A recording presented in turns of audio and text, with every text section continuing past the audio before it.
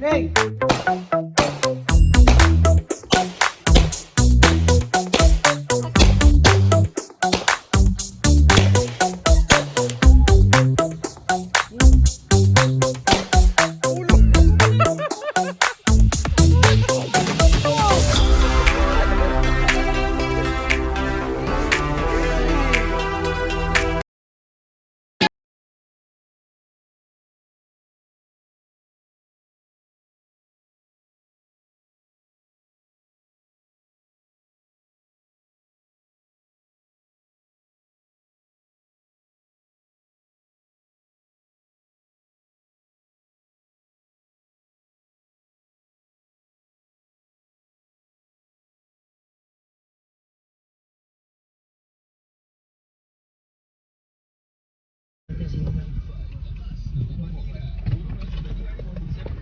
Ganda di asinggan natin.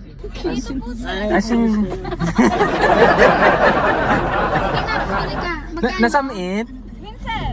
Rames. Mano? Mabali nga testingan. Naka-video kaya, welcome to my vlog. Singin tatay? Singin tatalaw? Ay. Mano amin. Ilan tayo? Apat? Make it 4? Apat dati. Walang Buntukam free? lakpan nga. Buntukam to. Yung maganda yung bagong luto. Artean natin, babalikan kita. Asigal ka ba to? Yeah, Oo. paano to? Okay mo. Anong vinegar yan, be? Ano siguro yan? Unas, well. Apa ni Miko magsasao? Tukus.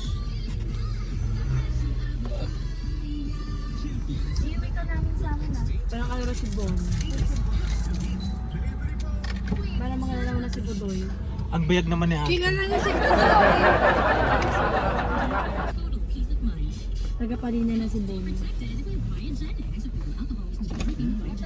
Mami, ako di free na. Oh, may free na po to, sir. Plastic mo. Free nga. Plastic. Kalendaryo ka, no? Oh, Social. kalendaryo. Thank you.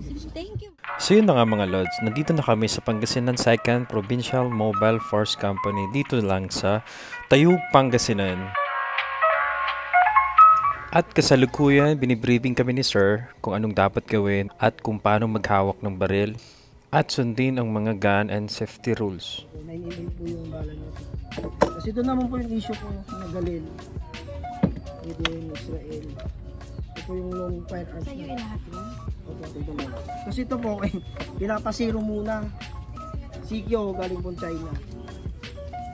Galing China po. Bale, 5.56 ang bala nito. Mas malakas. Tapos sa kwan na po tayo sa awareness po. Ang paghawak po ng baril kung sakaling may apat po kasing kwan to na gun safety rules. Every time po na hawak po tayo ng baril, always yung number 1 po, always treat your May gun, bala. loaded or unloaded po. Kahit hinawakan mo ganyan, nakita nyo walang magazine, always pa rin na sa isip.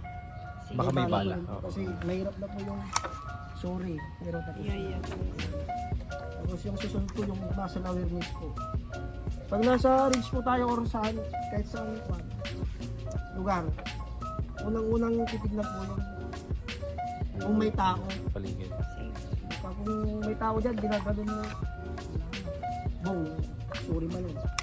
Tapos yung tatlo po yung trigger awareness. Always trigger finger out po. Kunin yung baril. Kunin din po sa loob.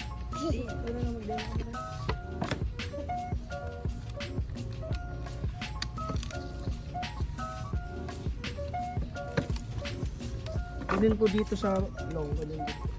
Kunin yung baril. Tapos yung ikapat po yung parang sa number 2 din po yung siguraduhin po yung target na titirahin mo po. Baka may tao doon, pinipirin mo ulit. Sorry. Tsaka po palagi palang magsuot po ng ganito pag pumuputok tayo. Mas maganda na pong mabingi kaysa mabulag. Kaya, pero meron tayong ganito ngayon. Kaya hindi na tayo mabibingi. Yung change mo na. Saka always po, makinig lagi sa nagtuturo. Kung ano lang po yung kinuman, yun lang po. Lalapit na po ako para i-check or i-treat natin yung baril. Tapos po, pag pumuputok na po tayo, kaso wala ng bala, pag sinabi ng nagtuturo na release magazine, pindutin lang po ito. Nauhulog na yan. Ayun na lang, mahulog po. Para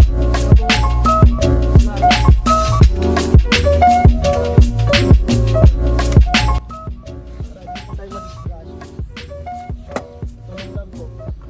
Para magsimula. Pila tayo dyan. Yung klase ng pag-grip, yung paghawak. Sa grippings naman po.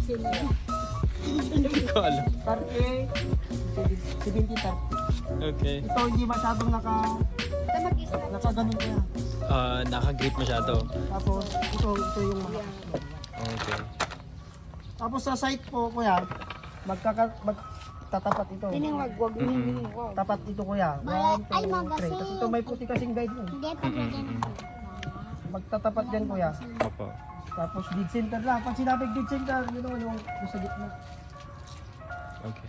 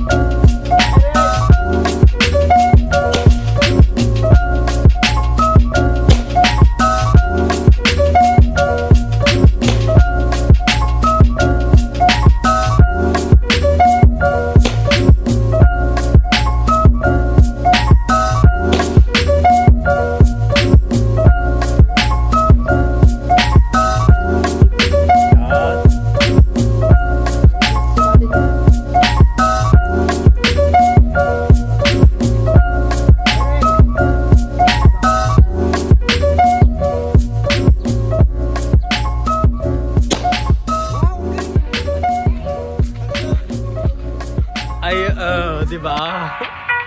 Si Tabs yan.